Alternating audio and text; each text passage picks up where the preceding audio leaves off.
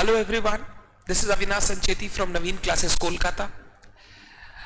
ICAI ने बहुत ही determined तरीके से सीए इंटर का एग्जामिनेशन, सीए फाइनल फाउंडेशन का एग्जामिनेशन हेल्ड करने के लिए नोटिफिकेशन ला दिया है, along with guidelines for safety, rules and regulation, किस तरीके से एग्जाम कंडक्ट होगा। जो भी बातें चल रही है, जो भी हो रहा है, सब होने दो। एज अ स्टूडेंट आपका काम यह है कि आप प्रिपरेशन में लगे रहो, और इस प्रिपरेशन में थोड़ा सा और एड ऑन करने के लिए आज हम लोग डिस्कस करने जा रहे हैं ICAI का लेटेस्ट मॉक टेस्ट सीरीज, अक्टूबर 2020 का जो मॉक टेस्ट सीरीज है फॉर नवंबर 20 एग्जाम, उसके अकाउंटिंग पेपर के कुछ इंपॉर्टेंट क्वेश्चंस मैं डिस्कस करने जा रहा हूं। हाँ, कुछ इंपॉर्टेंट क्वेश्चन, पूरा मॉक टेस्ट पेपर मैं डिस्कस नहीं कर रहा हूं, बट इस मॉक टेस्ट पेपर में जो जो इंपॉर्टेंट बातें हैं, जो आपको क्वेश्चंस देखने चाहिए, वो मॉक टेस्ट के क्वेश्चंस मैं आपके साथ डिस्कस करने जा रहा हूं। अगर आपने सोच रखा है कि आप पूरे 3 घंटे बैठ के ये मॉक टेस्ट पेपर सॉल्व करोगे, जो कि बहुत अच्छी बात है, बहुत इंपॉर्टेंट है, करना भी चाहिए, तो फिर इस वीडियो को आप बाद में रेफर कर सकते हो। बट अगर आप सोच रहे हो आपके पास टाइम की अवेलेबिलिटी कम है एंड अब आप पूरा मॉक टेस्ट पेपर नहीं दे पाओगे, बट इंपॉर्टेंट पार्ट्स आपको जानने हैं, तो ये वीडियो को एंड तक आपको देखने का है। तो चलिए शुरू करते हैं हमारे मॉक टेस्ट पेपर 1 अकाउंटिंग का डिस्कशन का। और जो जो मैं पॉइंट्स बोलूं, जो जो बातें बोलूं, वो ध्यान से सुनिएगा, मार्क कीजिएगा, वो पॉइंट्स आपको पढ़ के जाने हैं, इंपॉर्टेंट फॉर एग्जाम है। आरटीपी का वीडियोस ऑलरेडी मैंने अपलोड कर दिया, नवंबर 2020 की आरटीपी का वीडियोस।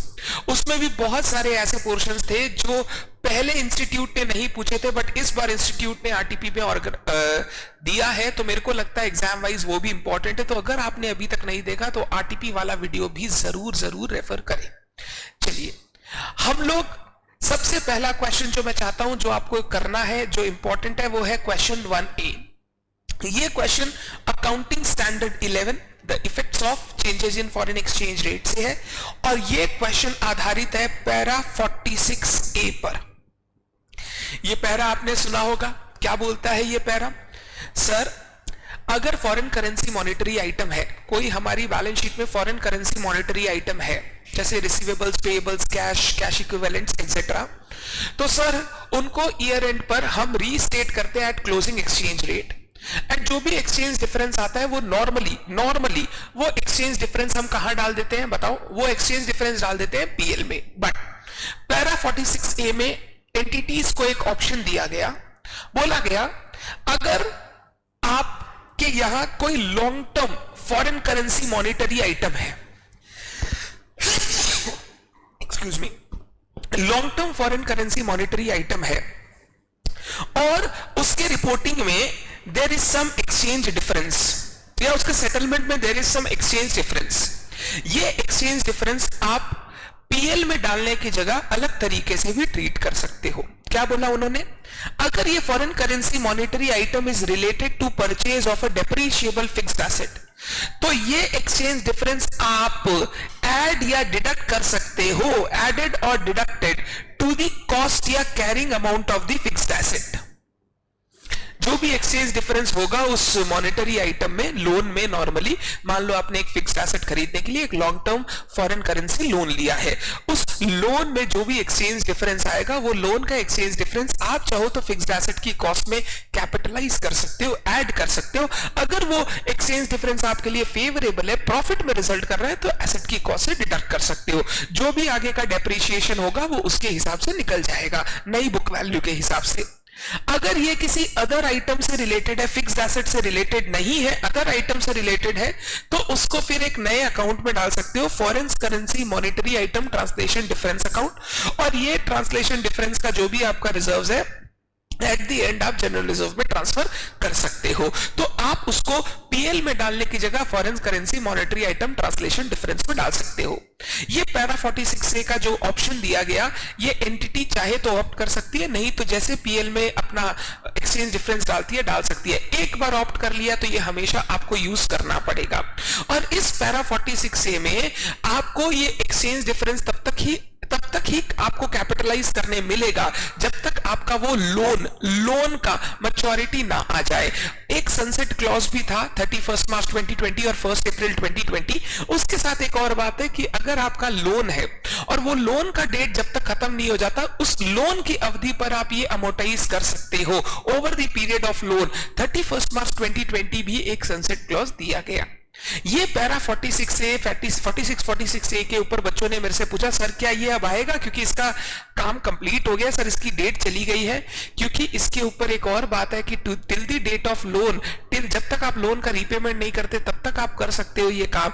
तो हम लोग क्योंकि डेट ऑफ लोन हो सकता है 31 मार्च 20 को क्रॉस करे, तो ये अभी भी एप्लीकेबल है। आपको ध्यान रखना है इस बात को।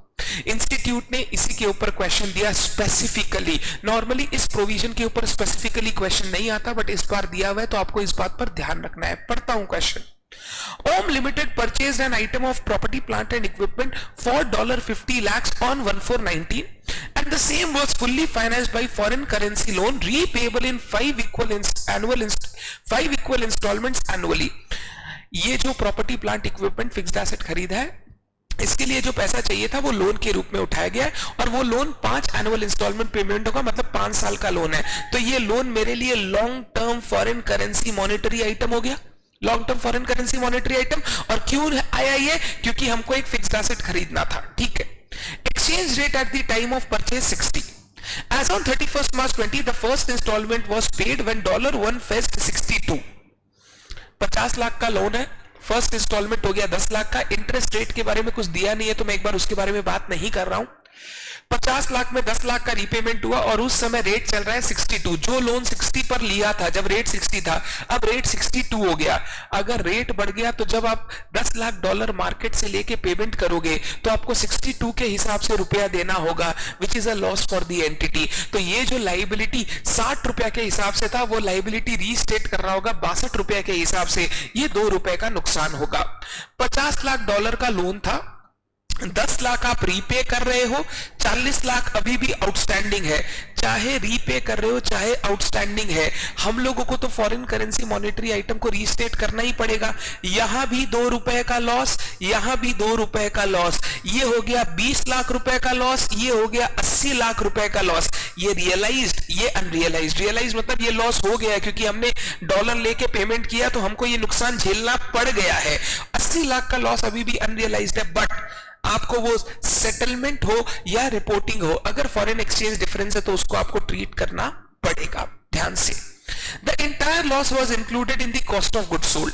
एंटिटी ने ये पूरा का पूरा loss cost of goods sold यानी मैं एक बार बोलूं तो ट्रेडिंग अकाउंट में डाल दिया है। Om Limited normally provides depreciation on plant and machinery at 20% on WDV basis and exercised the option to adjust the cost of asset for exchange difference arising out of loan restatement and payment। Entity ने exercise कर रखा है para 46A का option. अगर आपने exercise कर रखा है, once exercise it has to be mandatory followed.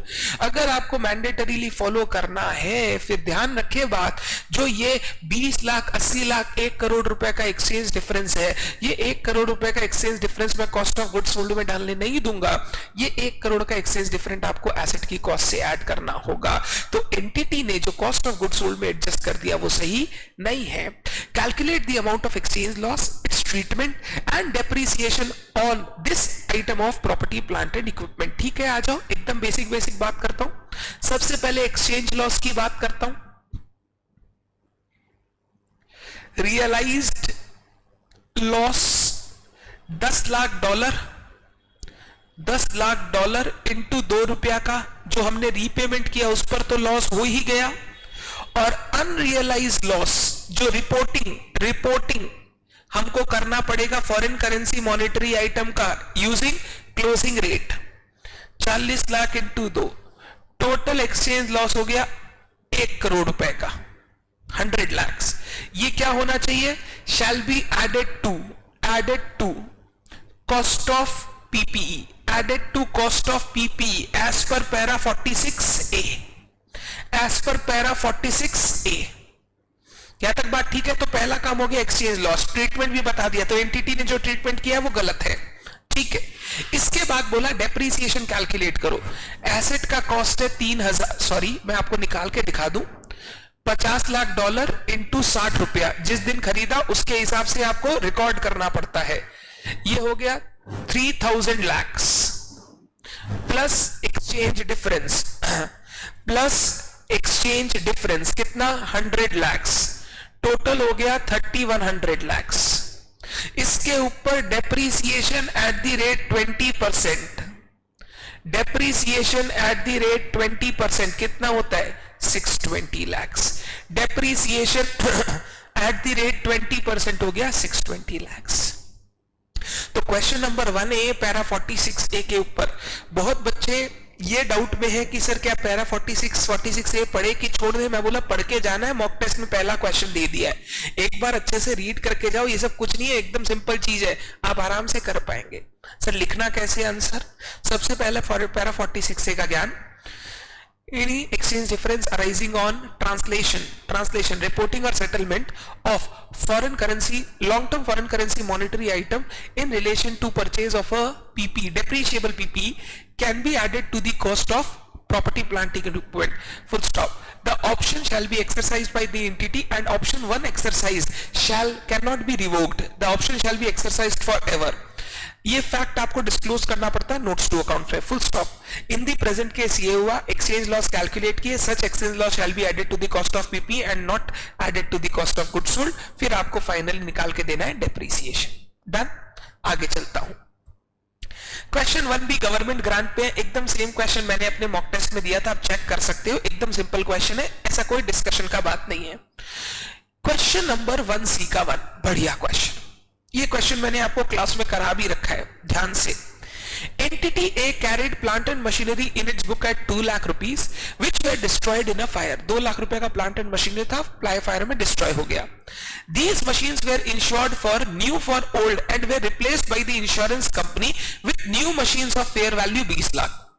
आग लगा, आग लगने के बाद इंश्योरेंस कंपनी से इंश्योरेंस लिया हुआ था और इंश्योरेंस का टर्म्स था न्यू फॉर ओल्ड। आग लगेगा तो हमको पैसा नहीं चाहिए, नया मशीन देना, और नया मशीन का फेयर वैल्यू 20 लाख, ठीक है। The old destroyed machines were acquired by insurance company and the company did not receive any cash settlement। क्या चाहिए भाई, तुमको पुराना मशीन की जगह नया मशीन दे दिया, बच्चे की जान लोगे क्या? पुराना मशीन डिस्ट्रॉय हुआ, नया मशीन दे दिया और वो मशीन लेके चला गया, ठीक है।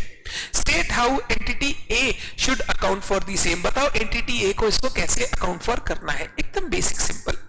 जो नया मशीनरी खरीदा आया मेरे पास, वो नया मशीनरी, ध्यान से, एक मशीन गया, दूसरा मशीन आया, ना कुछ कैश लिया ना कुछ कैश दिया, न्यू फॉर ओल्ड के हमने बात कर रखी थी इंश्योरेंस कंपनी से, उन्होंने दे दी, उसका फेयर वैल्यू 20 लाख। ये जो ट्रांजैक्शन हुआ है, ट्रांजैक्शन एक जाके एक आया, ये कमर्शियल सब्सटेंस है, तो नया मशीन को हम लोग रिकॉर्ड करेंगे fair value which is 20 lakh rupees. 20 lakh rupees. 2 lakh रुपए का मेरा जो ये मशीन का नुकसान हुआ, ये मेरे लिए लॉस है, लॉस है तो पीएल में चला जाएगा, loss rupees 2 lakh.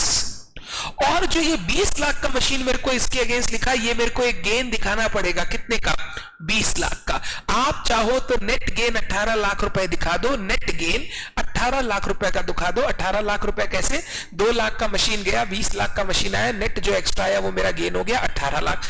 Journal entry अगर आप पास करना चाहते हो, new plant and machinery account debit 20 lakh, to old plant and machinery 2 lakh, to profit and loss account rupees 18 lakh. क्योंकि जो भी गेन या लॉस होता है एज पर AS 10 हम लोग डाल देते हैं कहां? पीएल में, तो ये गेन और लॉस 18 लाख का चला जाएगा। इंस्टीट्यूट ने जो इसका आंसर दिया है ना मॉक टेस्ट में, मेरे को वो थोड़ा सा आंसर पाथ से भटकते हुए लगा, क्योंकि यहां पे बोला है वे रिप्लेस्ड, रिप्लेस हो चुका है। अगर रिप्लेस हो चुका है तो फिर इंस्टीट्यूट ने लिखा है ये तभी रिकॉर्ड करना जब वर्चुअली सर्टेन है कि मिल जाएगा, वगैरह वगैरह वाली बात नहीं आती, क्योंकि बोल रहे वे रिप्लेस, उन्होंने रिप्लेस कर दिया, मतलब हमको नया मशीनरी मिल गया अगेंस्ट ओल्ड, तो नया मशीनरी 20 लाख पे लिखूंगा, 2 लाख का ओल्ड मशीनरी मेरा गया और 18 लाख का नेट गेन में रिकॉर्ड करूंगा। इंस्टीट्यूट ने बोला 2 लाख का लॉस अलग रिकॉर्ड कर लो, 20 लाख का गेन अलग रिकॉर्ड कर लो, नेट गेन 18 लाख रुपया का हमको रिकॉर्ड करना है। बट ये अच्छा क्वेश्चन है, एक जा रहा है एक आ रहा है। ये आप बोल सकते हो अगर हम पीपी एक्वायर कर रहे हैं in exchange of other PPE, एक पीपी इंश्योरेंस कंपनी ले गया, उसके अगेंस्ट आपको दूसरा दे दिया, क्योंकि ट्रांजैक्शन में कमर्शियल सब्सटेंस है, फेयर वैल्यू पे नया वाला मशीनरी रिकॉर्ड होगा और जो भी डिफरेंशियल गेन है वो पीएल में जाएगा। डर है बात? अच्छा क्वेश्चन था। क्वेश्चन 3 का 2 आप देख सकते हो, सेम क्वेश्चन आपको क्लास में कराया, रिनोवेशन हुआ है, उससे सिटिंग कैपेसिटी बढ़ जाएगी, एडिशनल रेवेन्यू आएगा, तो हम लोग बोलते हैं सब्सिक्वेंट एक्सपेंडिचर अगर होता है जिससे फ्यूचर इकोनॉमिक बेनिफिट आए उसको कैपिटलाइज कर सकते हो। ये वाला बात आपको इसमें लिखना है, नॉट टफ एट ऑल। ये क्वेश्चन बहुत अच्छा दिया, बहुत अच्छा। एंड ये क्वेश्चन वही बच्चे आंसर कर सकते हैं जिन बच्चों को नॉलेज है प्रैक्टिकल चीजों की। मेरे हिसाब से आप सारे बच्चे ये क्वेश्चन आंसर कर पाओगे, क्योंकि मेरे को लगता है आपने वो प्रैक्टिकल नॉलेज एक्वायर की है। क्वेश्चन बोल रहा है what do you mean by the term cash and cash equivalent as per AS3? सब जानते हैं, cash balance, balance with bank और मार्केटेबल सिक्योरिटीज। मार्केटेबल सिक्योरिटीज क्या होता है? Very short term highly liquid investment which can be readily convertible into known amount of cash having insignificant risk of change in value। ये आप लोग जानते हैं। From the following information calculate cash and cash equivalent as on 31st March 19। मतलब ये learn तो सब कर लेते हैं, बहुत जनों को पता ही नहीं कि actual cash and cash equivalent में आता क्या है। ये आइटम दिए गए हैं इतने सारे, बोला बताओ कैश एंड कैश इक्विवेलेंट का टोटल क्या होगा जो बैलेंस शीट में हमको दिखाना है। बहुत ध्यान से, कैश बैलेंस आएगा, ये आएगा कैश एंड कैश इक्विवेलेंट में। Fix deposit created on 1/11/18 maturing on 15/7/19। 1/11/18 को रखा, 15/7/19 को मैच्योर करेगा।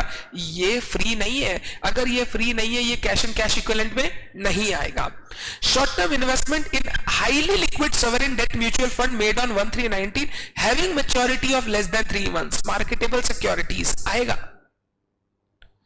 फिर bank balance in foreign currency account in India, कोई प्रॉब्लम नहीं है, फॉरेन करेंसी हो या इंडियन करेंसी हो वो आपके कैश का पार्ट रहेगा। $1000 है, जिस दिन डिपॉजिट किया उस दिन 69, बैलेंस शीट डेट के दिन 70, मॉनिटरी आइटम है, क्लोजिंग रेट पर 1000 इंटू 70 रुपया, ये 70,000 रुपया आ गया मेरा कैश एंड कैश इक्विवेलेंट। ठीक है। Debenture purchase 10 lakhs which are redeemable on 31 October 2019, purchase किया है, कुछ नहीं बोला, मैं मान लेता हूं 31 मार्च 19 को ही किया होगा। ये लो, ये बैलेंस शीट डेट के दिन ही किया होगा। ये रिडीमेबल है 31 अक्टूबर को, 3 महीना से लॉन्ग टर्म है, मतलब ये हाईली लिक्विड नहीं है, ये नहीं आएगा। Shares of alpha limited purchase, shares तो कभी भी कैश एंड कैश इक्विवेलेंट में नहीं आता क्योंकि उसमें हायर रिस्क, सिग्निफिकेंट रिस्क होता है चेंज इन वैल्यू, ये भी नहीं आएगा। तो मेरा टोटल हो जाएगा कैश एंड कैश इक्विवेलेंट का 1,80,000 रुपए। 1,80,000 रुपए। सर क्या क्वेश्चन पूछा है? Cash, bank balance, marketable securities, क्या क्या नहीं आएगा? डिबेंचर्स क्योंकि मैच्योरिटी 3 महीने से ज्यादा है, शेयर्स क्योंकि significant risk of change in value है, फिक्स डिपॉजिट क्योंकि मैच्योरिटी लॉन्ग टर्म है, 3 महीने से ज्यादा है।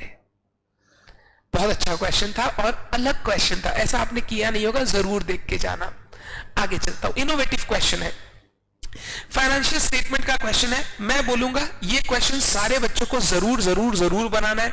बहुत सारे बच्चे कंपनी का पूछते हैं मेरे से, पीएल बैलेंस शीट सर देख के जाए कि नहीं जाए। मैं बोलता हूं 1 या 2 क्वेश्चन जरूर बना के जाओ, ऑन अ बैड डेट आ जाए जैसे नवंबर 19 में आया था, तो आपको डर ना लगे। और ये सब कुछ टफ नहीं होता, बेसिक फॉर्मेट है, फॉर्मेट लर्न करके आपको चीजें जगह पे बैठानी है। डन, ये आपको खुद से करना है, इंपॉर्टेंट है। पीएल बैलेंस शीट बनाने का क्वेश्चन है, प्रैक्टिस हो जाएगा। अच्छा आगे चलता हूं, ये वाला क्वेश्चन 2B अच्छा लगा मेरे को क्वेश्चन।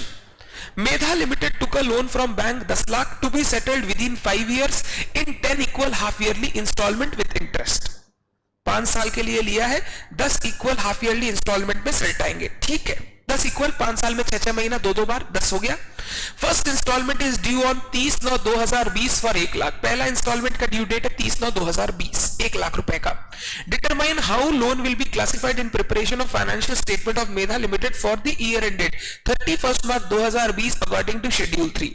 जब 31 मार्च 2020 का बैलेंस शीट बनेगा, ये लोन का सेग्रीगेशन कैसे होगा? ध्यान से मेरी बात सुनना। लोन का रीपेमेंट होने वाला है विद इन 5 years और पहला इंस्टॉलमेंट है 30/9/2020, 31 मार्च 2020। लोन टोटल 5 साल का, फर्स्ट इंस्टॉलमेंट है 1 लाख रुपए का 30/9। फिर बोला है हाफ ईयरली, तो सेकेंड इंस्टॉलमेंट होगा 1,00,000 रुपए का, इक्वल बोला है 31 मार्च 2021। थर्ड, फोर्थ, फिफ्थ, सिक्स्थ आगे आते जाएगा, बट वो सारे इंस्टॉलमेंट होंगे आफ्टर 31 मार्च 2021। कितना रुपया बचा? 8,00,000 रुपया। डन है क्या बात? तो 10,00,000 रुपया में 2,00,000 रुपया 1,00,000 1,00,000 करके नेक्स्ट ईयर पे होगा, बैलेंस 8,00,000 उसके बाद पे होगा, 1,00,000 रुपया करके 8 इंस्टॉलमेंट। ध्यान से हम लोगों ने सीखा, अगर कोई लाइबिलिटी ऐसी है जिसका सेटलमेंट होने वाला है within 12 months from the reporting date, 12 months from the reporting date, उसको करंट लेना है, अदर सारा हो जाता है नॉन करंट। ये जो 2 लोन के इंस्टॉलमेंट है, 2 लोन के इंस्टॉलमेंट, ये 31 मार्च 20 से 31 मार्च 21 के अंदर पे करने हैं विद इन 12 मंथ्स, ये हो गए करंट लाइबिलिटी। उसके बाद जो पे करने हैं वो अभी के लिए हो गया नॉन करंट लाइबिलिटी। जो करंट पार्ट होता है, करंट मैच्योरिटी होता है, उसको हम लोग शो करते हैं under the head other current liability. कहां शो करते हैं? Other current liability. तो 2,00,000 में चला जाएगा अदर करंट लाइबिलिटी। इसको क्या बोलते थे याद करना? Current मैच्योरिटीज of long term borrowings, current मैच्योरिटीज of long term borrowing. और ये 8,00,000 चला जाएगा लॉन्ग टर्म बोरोइंग के अंदर। कहां चला जाएगा? Long term borrowing. तो यही बोल रहा है इस लोन को बैलेंस शीट में कैसे प्रेजेंट करना है। हमने बोला 10,00,000 का लोन है, 2,00,000 नेक्स्ट ईयर पे करना है, वो current liability other current liabilities में चला जाएगा, current मैच्योरिटीज of long term borrowing. और जो 8,00,000 उसके बाद पे करना है वो लॉन्ग टर्म बोरोइंग, वो चला जाएगा नॉन करंट लाइबिलिटीज में, लॉन्ग टर्म बोरोइंग्स के हेड के अंदर। डन है क्या? अच्छा क्वेश्चन है, क्लास में ऐसा एग्जांपल आपको करवाता हूं, इंस्टीट्यूट ने क्वेश्चन दिया है, जरूर ध्यान से देख के जाना। डन है बात? आगे चलता हूं। 3A3 ये वाला 3A का 2 अच्छा क्वेश्चन लगा मेरे को।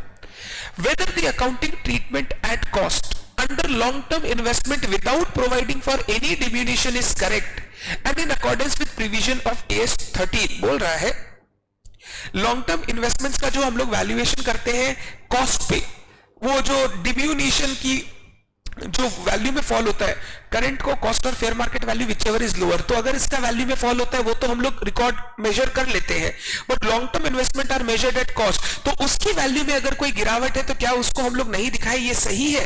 आगे, if not, what should have been the treatment, accounting treatment in such a situation? Okay, what methodology should be adopted for ascertaining the provision for diminution in the value of investment, if any? Explain in brief. ठीक है, हम लोग बोलेंगे accounting standard 13 बोलता है long term investment shall be valued at cost. एकदम cost पे value करना है, फेयर मार्केट वैल्यू देखने की जरूरत नहीं है, फॉर द टाइमिंग कॉस्ट पे वैल्यू करना है। बट अगर कोई डिम्यूनिशन है, डिम्यूनिशन which is permanent in nature, other than temporary word use करते थे हम लोग, other than temporary, permanent diminution है, फिर हम लोगों को वो लॉस प्रोवाइड फॉर करना पड़ता है, loss shall be provided for. But अगर कोई डिम्यूनिशन टेम्पोररी नेचर का है, टेम्पोररी नेचर का, फिर उन डिम्यूनिशन को कंसीडर करने की जरूरत नहीं, वो तो अपना जाएगा जहां जाता है, यानी पीएल सॉरी वो अपना इग्नोर हो जाएगा, उसको इन्वेस्टमेंट की वैल्यू में कुछ करने का जरूरत नहीं है। बट अगर परमानेंट डिम्यूनिशन है तो उसका प्रोविजन बनाना है, इन्वेस्टमेंट का वैल्यू को कम करना है, जो लॉस है वो पीएल में जाना पड़ेगा। डन है? बोल रहे हैं ये प्रोविजन को बनाने का क्या तरीका है? देखो, पहला तरीका है हम लोगों को खाली फेयर मार्केट वैल्यू चेक करने से नहीं होगा। जैसे 100 रुपए में एक शेयर खरीदा, सोचा 10 साल तक रखूंगा, इसकी fair market value year and पे 98 हो गई, तो सर क्या ये परमानेंट फॉल मान के 2 रुपए लॉस प्रोवाइड कर दे? नहीं, फेयर मार्केट वैल्यू सिर्फ परमानेंट डिम्यूनिशन का क्या बोलूं तुमको पैरामीटर नहीं है, आपको चेक करना पड़ेगा वो डिम्यूनिशन हुआ क्यों, क्या उस डिम्यूनिशन का लॉन्ग टर्म इंपैक्ट रहने वाला है उस कंपनी में, क्या ये जो प्राइसेस है वो फ्यूचर में बढ़ेंगे आगे, या जो मैंने जिस दाम पे खरीदा उतना कभी जा ही नहीं सकता। अगर ऐसा टाइप का डिम्यूनिशन है that shall be considered as permanent, but ये नॉर्मल जो फ्लक्चुएशन इन प्राइस है उसको हम लोग कंसीडर नहीं करेंगे। तो हम लोग बोलेंगे कॉस्ट पे वैल्यू करना लॉन्ग टर्म इन्वेस्टमेंट को is in accordance with AS 13, जो रेगुलर डिम्यूनिशन है they shall be ignored. However if the diminution is permanent in nature then the loss shall be provided for and the value of investment shall be reduced. While considering the amount of provision for diminution, only fair market value shall not be the parameter. The extent of loss, the permanent nature of the loss, the nature of recovery of the prices of the shares of the company shall also be taken into account. Done है बात? आगे चलते हैं। ये question simple है, department simple है, single entry simple है, आप सब देख सकते हो। प्री पोस्ट में ऐसा कुछ है नहीं। ब्रांच वाला भी अच्छा क्वेश्चन दिया है, इजी क्वेश्चन दिया है, आप दोनों क्वेश्चन जरूर करना, आपको मजा आएगा। एक जो ब्रांच का क्वेश्चन दिया वो तो आपको डिपार्टमेंट जैसा लगेगा, खाली वो स्टॉक रिजर्व एलिमिनेट करने का क्वेश्चन है, ठीक है। ये रिडेम्पशन का क्वेश्चन भी बहुत सिंपल है। बोनस का ये क्वेश्चन मैं डिस्कस इसलिए करना चाहता हूं, क्योंकि बहुत बच्चे ये चैप्टर देखते ही नहीं है, छोड़ देते हैं, इसीलिए मैं ये क्वेश्चन एक बार आपके साथ डिस्कस करना चाहता हूं। The following extract of balance sheet of X limited as on 31 March 2020 a non investment company was obtained. Company की इंफॉर्मेशन दी है और बोला है नॉन इन्वेस्टमेंट कंपनी। आपको कैपिटल दे दिया, रिजर्व्स दे दिया, डिबेंचर, लोन, इन्वेस्टमेंट, पीएल का debit balance. You are required to compute effective capital. Effective capital याद है क्या? अगर एक लॉस मेकिंग कंपनी है, loss making company, public company, loss making company है, वो अपने जब डायरेक्टर्स को रेम्यूनरेशन पे करेगी ना, रेम्यूनरेशन, उसको रेम्यूनरेशन पे करना होगा as per effective capital employed of the company. अब इफेक्टिव कैपिटल कैसे निकलता था? उसमें आता था paid up share capital, equity preference दोनों। उसमें आते हैं reserve surplus except revaluation reserve, revaluation reserve नहीं आएगा। उसमें आएगी लॉन्ग टर्म नेचर के डेट्स, चाहे डिबेंचर्स हो, चाहे अनसिक्योर्ड लोन हो, पब्लिक डिपॉजिट हो, लॉन्ग टर्म नेचर के। इससे हम लोग माइनस करेंगे पीएल का डेबिट बैलेंस, लॉसेस। इससे हम लोग माइनस करेंगे फिक्टिशियस एसेट, जो लॉसेस अभी तक रिटर्न ऑफ नहीं है, फिक्टिशियस एसेट। इससे हम लोग माइनस करेंगे investment. If the company is a non investment company, अगर इन्वेस्टमेंट कंपनी है तो इन्वेस्टमेंट माइनस नहीं होगा, नॉन इन्वेस्टमेंट कंपनी है तो इन्वेस्टमेंट माइनस होगा। ये करने के बाद जो कैपिटल निकलेगा उसको बोलते हैं इफेक्टिव कैपिटल एम्प्लॉयड। तो हमारे क्वेश्चन में 20 लाख आएगा, 96 लाख आएगा, कैपिटल इज 195 जिसमें 150 रीवैल्यूएशन है, तो यहां आएगा 45, 50 आएगा, ये आएगा 50,000, 65 लाख डिवेंचर आएगा, unsecured loan public deposit after 1 year long term nature का आएगा। ये सारा ऐड करेंगे, इन्वेस्टमेंट माइनस करूंगा मैं क्योंकि non investment company question already बोल दिया। प्रॉफिट एंड लॉस का डेबिट बैलेंस ये भी मैं माइनस करूंगा, ये जो रहेगा ये आ जाएगा इफेक्टिव कैपिटल एम्प्लॉयड। बच्चे आप ये पोर्शन छोड़ के चले जाते हो क्योंकि बहुत छोटा सा पोर्शन रहता है, आपको लगता है क्या ही आएगा, बट ट्रस्ट मी, पुराने साल के पेपर चेक करो, आपको हर ऑल्टरनेटिव टर्म, हर टर्म में ये पॉइंट दिख जाएगा। प्लीज ये वाला पार्ट आपको करके जाना है। आगे चलते हूं, सिंपल है क्वेश्चन, हायर परचेज का क्वेश्चन सिंपल है। ये आ जाओ question number D, last question. ABC Limited has entered into binding agreement with XYZ Limited to buy a custom made machine amounting to 4 lakh. As on 31st March 2020, before delivery of the machine, ABC Limited has to change its methods of production. ठीक है? The new method will not require the machine ordered. जो machine order किया है उसका अब जरूरत ही नहीं है। And it shall be scraped after delivery, आने के बाद भी हमको स्क्रैप करना पड़ेगा, मेरे लिए कोई काम नहीं है। The expected scrap value is निल, और स्क्रैप वैल्यू भी 0 है, मतलब 4 लाख का मशीन का ऑर्डर दे दिया, बट क्योंकि यहां पे हमारी प्रोडक्शन का प्रोसेस हमने चेंज कर दिया, अब वो मशीन हमारे लिए कोई काम की नहीं, आते ही बेच देना है, और स्क्रैप वैल्यू भी 0 आएगा, कुछ रियलाइज नहीं होने वाला। ठीक है, show the treatment of machine in the books of ABC limited. पहले बताओ, ये जो हम लोग एक मशीन अक्वायर कर रहे हैं PPE, क्या इस PPE को हम लोग एसेट बोल के रिकॉर्ड करेंगे? No sir, no asset recognition. Reason बताओ सर। एसेट तभी रिकॉग्नाइज करते हैं जब ये प्रोबेबल हो कि इससे फ्यूचर इकोनॉमिक बेनिफिट आएगा। सर इससे तो कोई फ्यूचर इकोनॉमिक बेनिफिट नहीं आएगा, तो PPE को एसेट में रिकॉर्ड नहीं करूंगा। ठीक है, अगर कोई एक ऐसा खर्चा होने वाला है जिसका हमको पता है कोई बेनिफिट नहीं है फ्यूचर में, तो उसको हमको क्या करना चाहिए? सर एक्सपेंस बोल के पीएल में राइट ऑफ कर देना चाहिए सर। अब इसको आगे टान के कोई फायदा नहीं, क्योंकि सर इस एक्सपेंस का बेनिफिट खत्म हो गया। तो ये जो 4 लाख रुपया है मैं एक्सपेंस बोल के पीएल में राइट ऑफ कर दूंगा, और ये जो मेरे को 4 लाख रुपया क्रेडिटर को देना होगा, ऐसा थोड़ी उसको बोलेंगे हम मशीन नहीं लेंगे, बाइंडिंग कॉन्ट्रैक्ट है, इंटर कर चुके हैं, हमको देना ही पड़ेगा। तो ये 4 लाख रुपया जो है ये मेरे लिए लायबिलिटी आ जाएगा। ये क्रेडिटर मेरे को 4 लाख रुपया का दिखाना पड़ेगा। सर अभी तक तो मशीन आया ही नहीं, फर्क नहीं पड़ता है। लायबिलिटी हम लोग रिकॉर्ड कर लेते हैं जब प्रेजेंट ऑब्लिगेशन हो और ये प्रोबेबल हो कि हमको फ्यूचर में पेमेंट करना पड़ेगा। मैंने मशीनरी में बाइंडरिंग कॉन्ट्रैक्ट इंटर मैं कर चुका हूं, मेरे को ये मशीन खरीदना ही पड़ेगा, तो प्रेजेंट ऑब्लिगेशन आ चुका है, प्रोबेबल है कि फ्यूचर में आउटफ्लो होगा, तो ये 4 लाख का लायबिलिटी भी रिकॉर्ड करना पड़ेगा। ये बेसिक से क्वेश्चन था, ये मैं अकाउंटिंग स्टैंडर्ड 10 भी नहीं बोलूंगा, ये बेसिक नॉलेज से क्वेश्चन था। तो मैं बोलूंगा लायबिलिटी को रिकॉर्ड करना पड़ेगा, अगर प्रेजेंट ऑब्लिगेशन और प्रोबेबल है कि फ्यूचर में आउटफ्लो होगा तो 4 लाख का लायबिलिटी रिकॉर्ड होगा। एसेट का रिकॉग्निशन नहीं हो सकता क्योंकि कोई फ्यूचर बेनिफिट प्रोबेबल नहीं है, तो वो एसेट का रिकॉग्निशन अलाउड नहीं है। और अगर एसेट रिकॉर्ड नहीं कर रहा तो ये जो 4 लाख का खर्चा है ये एक्सपेंस बोल के पीएल में राइट ऑफ कर दूंगा मैं। डन है क्या बात? ये था आपका मॉक टेस्ट पेपर जो इंस्टीट्यूट ने आपके लिए बनाया था। मैं अभी भी रिक्वेस्ट कर रहा हूं, आपको सारे क्वेश्चन करने हैं, मैंने जो इंपॉर्टेंट थे वो सारे करवा दिए। प्लीज इस मॉक टेस्ट पेपर को देख के जाइएगा। Thank you so much, bye bye.